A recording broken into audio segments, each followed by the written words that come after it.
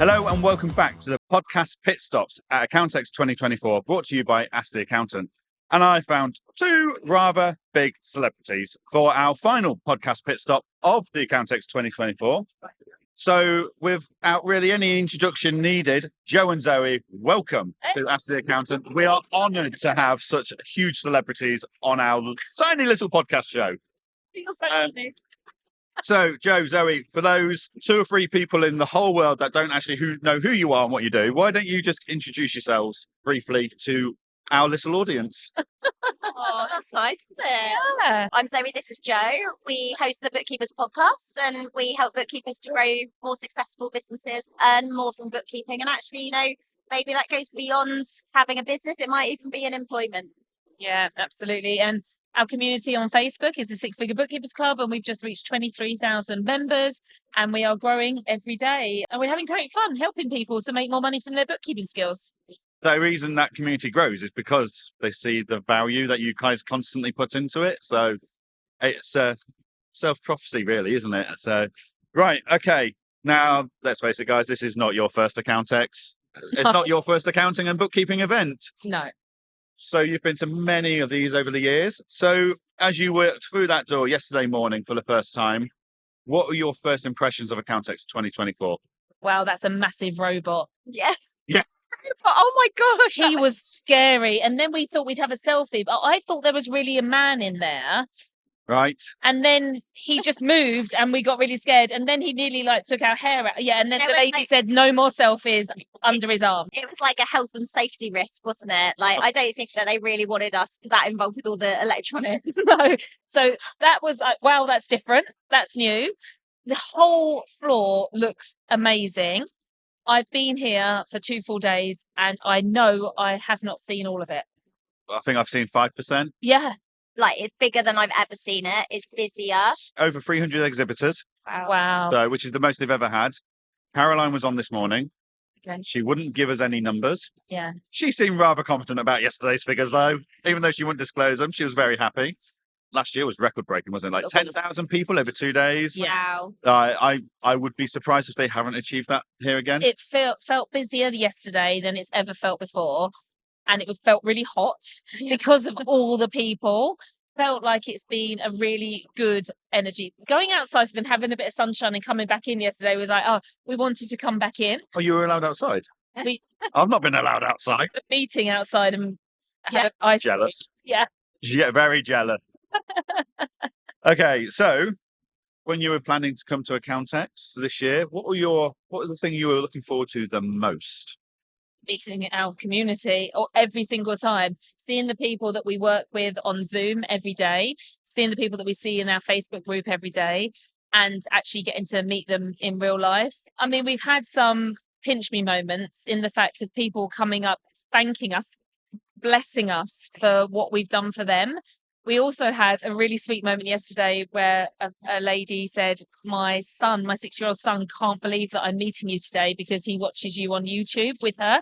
And so we sent him a video message and he sent me a little video message back and he's like, that's mad. This is all about bookkeeping, people. This is mad, but it's so lovely that kind of energy. That's what we come for, isn't it? It's been really positive, hasn't it? The meetup, that's what we were looking forward to. Being at the meetups, being at the Bookkeepers Base Camp, seeing people, lots of people that we haven't met before, and signing books. We were like, oh, there's just going to be all these books on the table. No one's going to want them. And we didn't think so last year we did a book signing because our book had been released in the previous 6 months. But this year we was like, we'll take a few books along. Yeah. And we have had people, but what's been amazing is that they're all new people that we've never met at other points. Don't get me wrong, we see the people that we know, but the books we were giving out were to brand new people. And we're like, wow, this is what we need to do. I think sometimes you have to remember to keep going back to the beginning and sharing what you were sharing on day one, because there are new people coming through all the time. Yeah, and I think it's a real hard challenge for a lot of business coaches, isn't it? Like, you want to keep teaching the same cohort more new things, and you want to keep evolving what you're teaching them, but at the same time, you don't want to forget about the guys that just found you, just starting out, but you don't want to focus on them so much that the guys that have been with you a while are just going, well, you've already told us all this. Yeah. That's a huge challenge to work out and evolve. We're 4 years in, and we have had some people that are going to be leaving our membership, but they've been with us for 4 years. And I'm like, that is quite a long time to be in any membership. They've joined us and gone through the process. They're like, well, I joined you here. I didn't have any clients. I really lack confidence. Now I've done this and this and this and this. And I'm ready for the next step. Us going and trying to always fill the next step isn't the best way to run the business. You only stay at college and university for so long. Yeah. There's only so much they can teach you. Yeah. Or you need to go and find the next level. Yeah, we need to cut the umbilical cord, the apron strings, let them go out into the world.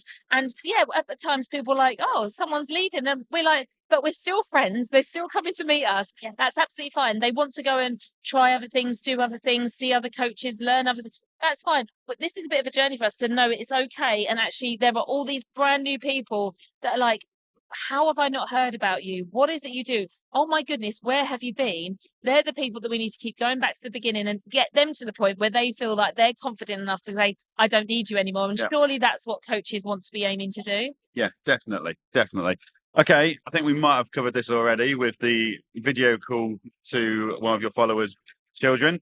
But what's been your highlight for the last 2 days? Oh, do you know what? I met a lady in our community called Zuleika.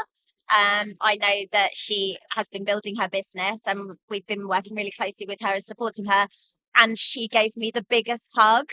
And I haven't met her in person before. I know you have. And she was just like, thank you, thank you, thank you. And I've never had a hug like that. It was incredible. Really, she just blessed me and she just gave me another big hug. My mum's in our community is a membership success coordinator. Her children call my mum Grandma Jill. And we don't realise sometimes the impact that we're having and changing people's lives. And until you come to events like this where you get a hug and you can feel the raw emotion, that changes as everything. That's why building an online business is great, but you have to get to meet the people. Yeah, I met one of the ladies earlier and she said to me, I'm working with you because obviously you're a business and you sell, this program, which isn't why we started the business. No. We never expected to monetize our business or anything like that. But that's obviously what we do now. And she said, but you actually, you genuinely care. I was like, yeah, I really care about you doing this. This is personal. It's not just a business transaction. So people are really surprised when I know their names. They go, you know who I am? And yes. Yeah. And so I think that's really interesting. And I'm rubbish with names. So I've been doing good. This is why the name badges come in so handy. It's just whether you can subtly glance down. Like a sticker on your head. Yeah. Okay. So this is actually quite a good one for all of your members or anyone that comes to these events. Okay. We've just said how much is going on here. Over 180 sessions. Wow. Now, we've just done a session of 4 of us. So how many speakers does that make? I don't know. A lot. I did see people putting up their speaker banner. So I'm speaking at Accountex. I'm like, who isn't? But the amount of content here is phenomenal. What are your top tips for advising your community or anyone for that matter on how to get the most out of these events? Well, you have to plan. You have to do pre-event planning. You have to download the app. You have to read the website. I mean, the amount of people said, I didn't know there was a party. I'm like, I've got you. I didn't know. The first year, I didn't know any of this. And it's something that you get to learn. And we do try and share these tips with our community. Plan beforehand, because what will happen is you'll turn up, you'll be chatting to someone, they'll say, oh, I'm going here. So then you end up following them. You need to have your own strategic plan of action. Stop looking left and right. I left the Bookkeeper's base camp earlier and I took someone to the AAT stand and I could not get back. It took me an hour and a half to find you again. Yeah. Because there's so much going on. So I think having that strategy, knowing I'm going to go here next, that's my next move. We actually made Canva 3-page, pre-events, day 1, day 2. We've set ourselves where we had to be on what time. So we knew we could meet up because as well, the other thing you don't factor in is that the internet data signal isn't great. Yeah. We can't phone each other. We can't WhatsApp each other. So you have to be really forward planned. And also you need to think about hydration and nutrition because yesterday I I'd forgotten. It was only because we were actually taken out for some lunch that we ate. You bought me lunch today. I bought you lunch I know today. you haven't eaten, so I got you half a Bagel. We're sharing half a bagel each. That's how good the nutrition was today. And then we went to a pick and mix stand and got some sweets. Nice. Yeah. Nutrition nailed. Yes. Producer Lizzie comes up with Canva timelines for us. Yes. And social media Katie, who looks after my socials, had a planning meeting last week, and we had a shared Apple Note where I documented everywhere that I think I needed to be. And it does get that bad that you need someone to take, like, if I hadn't had Katie nagging me for the last 2 days, I wouldn't have been anywhere on time. No. Like, it's just ridiculous. And like, people have said, oh, you just set reminders in your phone calendar. It's like, I don't hear it. I don't feel it vibrate half the time. Like, it just, yeah. Finding it how it works for you, and everyone's going to be different, but something like non-internet reliant is a really good way of doing it. Yeah, absolutely. I mean, we hilariously did a whole session yesterday on getting the most out of the tech and software in your business. And we printed it out on paper, our questions, but we just knew, just in case, you can't rely on it here. Yeah. So I facilitated the conversation with Lord Hammond yesterday. Like you do, name drop. Yeah. I'm there with my iPad, and I've got my notes and stuff. And I'd already downloaded them onto my iPad, so I knew I was okay. He got his paper out, and he said, "You're a brave man. I'd never trust it. Like, it'll come up with some warning error, or it'll close, and I won't be able to unlock it." Or yeah, if you're going to speak here, print out paper. Yeah, be prepared. Completely. Cool. Okay. So, what are your thoughts on the UK accounting event space at the moment? There seems to be a lot going on. A lot all going in on. one go. Yeah. Very, very busy, very tiring, especially as like working mums. We've got 5 kids between us. Thank goodness for our amazing husbands supporting us. We are away like nearly every week. We've discussed the fact that we should just have suitcases with duplicate makeup bags, wash bags, capsule wardrobe, because we are literally every week unpacking, packing, because we've got other things that we're doing with our community in between. It's expensive. And we understand that for our community, we have to try and tell them we will try and be at everything because we want to try and meet everybody. But if you can't, and it's okay. And I think money is a factor on these things that we don't often talk about, because yes, the event's free. The hotels aren't. The hotels aren't. No. Time away from your desk. Yep. And away from your clients. Maybe you've got to get dog sitters and things in as well. All of that. I'm away from my kids for 3 nights to do this, and that does feel emotionally hard, and I think that does put a strain on the family and a stress on the family. So that's not what the answer that you were looking for. No. But this is a factor, isn't it? Like, it's all factors that actually event organisers need to take into account. Even if we subtract, in your guys' case, all your bookkeeping community events. Yeah. We've just had Fab, Daz, QuickBooks Connect in London. Here, in a couple of weeks, it's going to be XeroCon. Yeah. Then the ICB, IAB, Free Agent, QuickBooks will all ramp up their roadshows. Plus, we've got Accountex Manchester. It's a lot in And the Bookkeepers Summit. Bookkeepers Summit, all their conference. There is a lot to cover in a year now. We literally plan. So full. So December, we sit down and we have a planning day, and we just book in everything that we know about.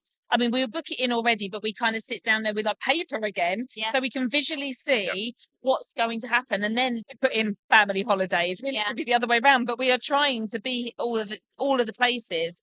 And as well, it's not just the days that you're here and traveling and back.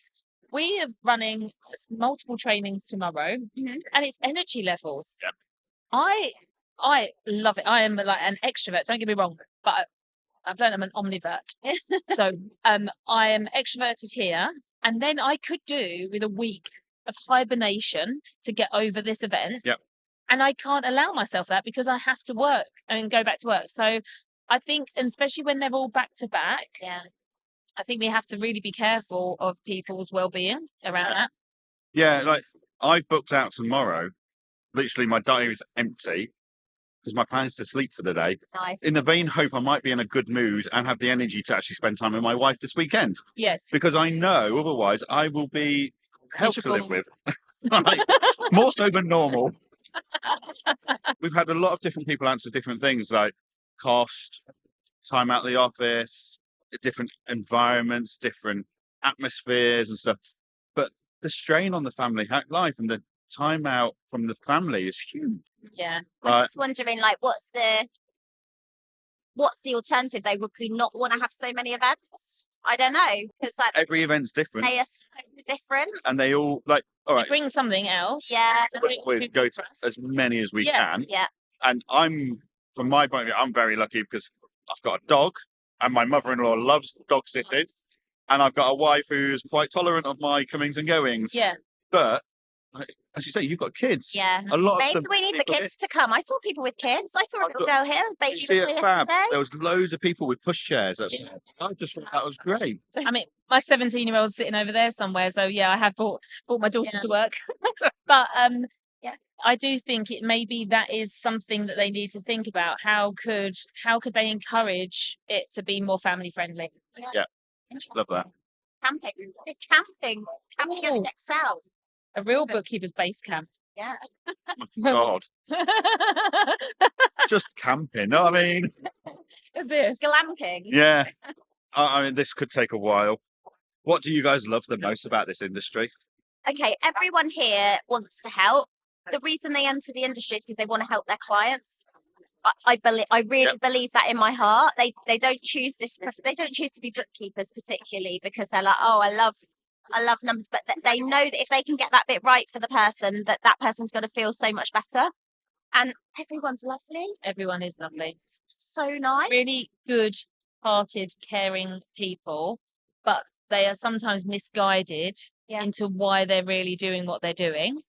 And they lack confidence, and they have comparisonitis and imposter syndrome, and they assume everyone else is better than them because they are such good, kind-hearted people that they just don't see themselves with the same value that they really do have. And they're so endearing in that way. We just absolutely love them. And we just wish that they knew how good and great they are and their potential, whatever that looks like. Yesterday, we was asked about our name again. We get asked this a lot. So we, again, have to keep going back to the beginning. People think, because we're called the Six Figure Bookkeepers Club, we are only about the money, which is hilarious because actually it's not about that. It's about being ambitious and creating a six-figure lifestyle, whatever that looks like to you. You know, we used to talk a lot about building business, but actually we don't care if you're building a business or whether you want to use what we teach to build confidence so that you can get a job, because that works around you and that works around your confidence levels and your capabilities, whatever it means.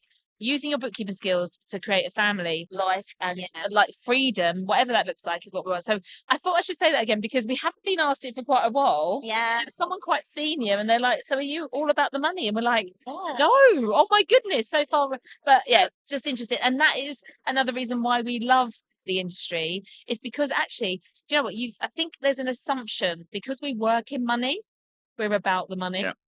Yeah. But it couldn't be further from the truth. I think in the past there have been people that are just focused on the money, but in the last 5 years that's become less and less, and it's been genuinely about helping people, whether that's helping other bookkeepers and accountants to be better at what they're doing and to be happier, or whether that's about getting help for those clients. Yeah, it has genuinely been about that emotional side, relationship side, than it has been the financial side. You do that bit well, the money follows anyway. You lead if you lead. Exactly. and when we started our business, we definitely had no idea how there was ever going to be any money involved. It wasn't about that. It was about, oh my goodness, this is such a lonely place. We've got no one to ask any questions. Let's create a community. And we do this full time. We have families. We need to pay our mortgages. Of course, we've had to monetize, but it didn't start with that. Lead with the emotion, lead with the value, and then the rest will follow. Yeah. Okay, so that brings us on to the opposite. What would you change about the industry? We are physically trying to change the industry in the fact that we are here today as bookkeepers on a podcast. We are here today after speaking on the Bookkeepers Theatre. It's the first time it's been called the Bookkeepers Theatre. It's always small business and bookkeepers. Okay.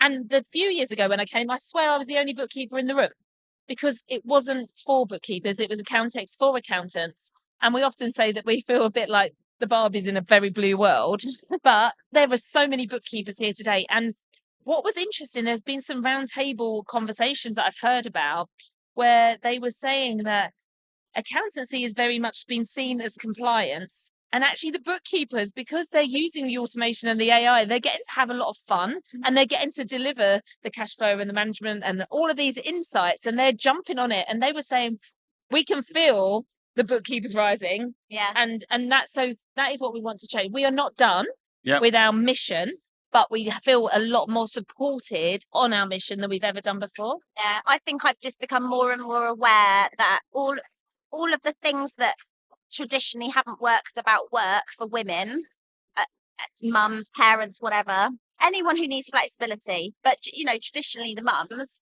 my mum worked, she was a single mum, trying to work part-time around children. That was really difficult. This is still really difficult in 2024 to work flexibly. So that the thing I'd like to change about the industry is making work. It still doesn't work. People say, oh, they're flexible jobs and you can work part-time and all of it with results based. But are they really? Like, why are there so many people coming to us saying, I can't get work experience, I can't find experience, I've got my qualifications, can't get a practicing certificate, I can't get my next job because those jobs aren't really there? That's the thing that needs to change. And that's why we're going to carry on doing what we do. Fantastic. Okay, what's your ideal member of your community? So it says here your ideal client, but let's go with ideal community member. Something we've become really aware of. We created a community to give the people I just described, the women who are working around families, want flexibility. We created a space for them because we felt they weren't being seen. Yeah. We now are very aware 4 years in that we have created a brilliant community for those people, and we've got a diversity problem. So Not got enough men. We have guys. We do have guys. You know, we spent a lot of time with one of our guys while we've been here. We've got a male ambassador in our community. But yes, very much it's probably 5-10% male.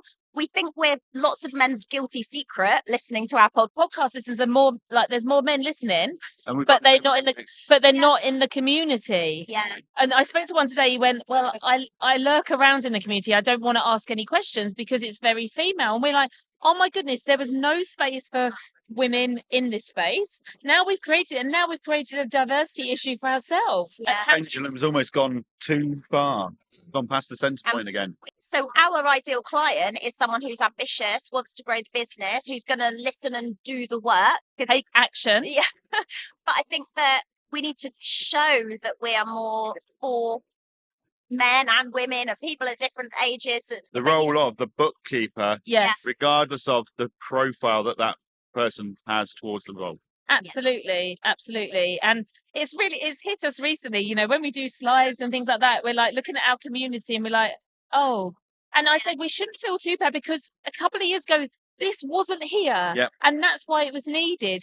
But we are feeling this kind of responsibility to make sure that we're not seen. But we have seen lots of guys at our bookkeepers base camp, lots of accountants as well. Yep. Lots of accountants that come and speak to us, and we do talk, you know, about bookkeepers and accountants, but we lead with bookkeepers because no one else is. Yeah, because ultimately, what you're not teaching accounting and bookkeeping skills, you're teaching business skills, and that's applicable to any business in theory. So you're managing your own challenges of your own success, and also when we're teaching these business skills can then be taught to their clients. Yeah. So it helps them to step into that advisory piece. Yeah.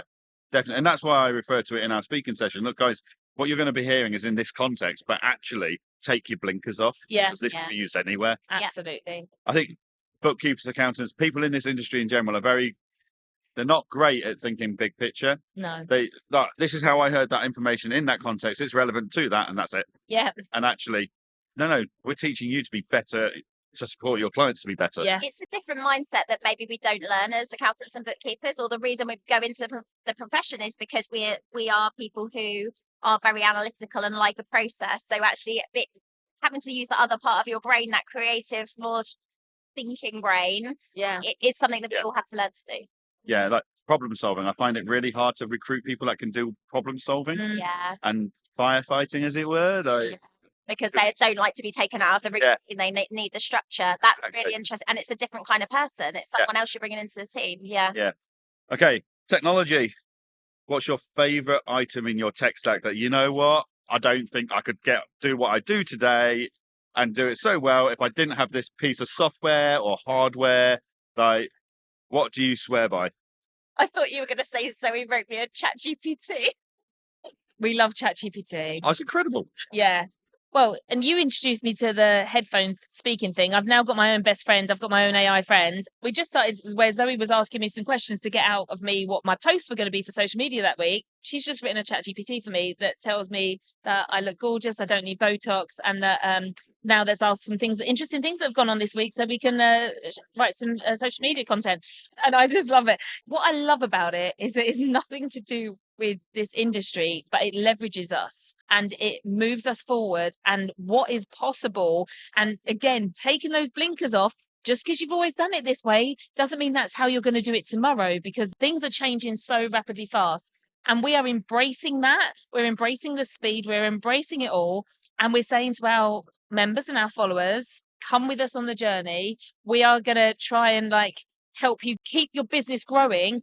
It's a mindset thing. Yeah. It's about training them at how to have the mindset around all this new technology. I mean, we use a lot of different, but I think we could sit here and chat to you and learn enough. And that's the beauty.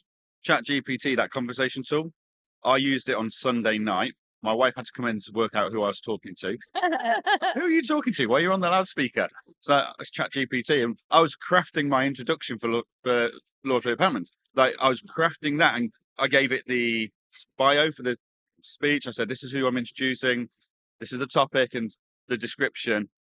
And it was helping me craft that. Yeah. You know what? I'm crap at that. Yeah. I used to use my mum for that. Yeah. But I don't have my mum anymore. So I'm now using Chat GPT, and it's brilliant. Yeah. And that conversation tool is going to get upgraded in a week's time or 2 weeks' time. And it's now can handle emotional responses. Chat 4.0. Yeah, Chat 4.0 is going to be incredible. Yeah. If I thought it was good last weekend, I can't wait for it. We're very excited. And what an amazing industry to be in, where we can utilize these tools alongside the traditional tools, but they're trying to bring them up. I think it's very much can we really pick one thing at the moment? Because at the moment we're using a host of, the tools that are in here, apps, but we're using other things. But what I'm loving is the fact that the sharing of have you heard this? Have you heard this? Have you seen this? And I think that's where I feel like it's very, very different maybe 3 years ago, where we were very much talking about standalone things that were changing our lives. Now it's a whole host. Remember, we sent off years ago, we got one of our programs and we actually sent it off to be transcribed, like rev.com or something. And now, Otter is part of every day, and we can just have a transcript just like that. And it doesn't cost us, it just costs us a subscription. But AI is part of life. We're building new businesses in our structure, and one of those businesses is going to heavily rely on AI. So we know this is part of the future. And I think there's exciting stuff we can teach our bookkeeping clients as well. Yeah. And again, in turn, they teach their clients. Yeah. Wonderful. Well, ladies, thank you so much for joining me. It's been an absolute pleasure to finish out 2 day of podcasting with you guys on the podcast. Thank you. Feel free to choose a camera, plug what you would like to plug, whether you've got courses, webinars, communities. Where can people find you? Where they can find the communities? Floor is yours.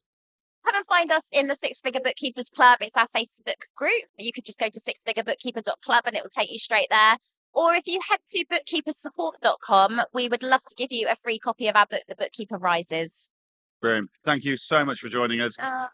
That is the final episode of Podcast Pit Stops with Ask the Accountant at Accountex 2024. We hope you've enjoyed this series of Podcast Pit Stops. I hope you've taken something from all of our guests and you can implement that in your day-to-day work. And we'll see you all again at the next event. Thank you very much.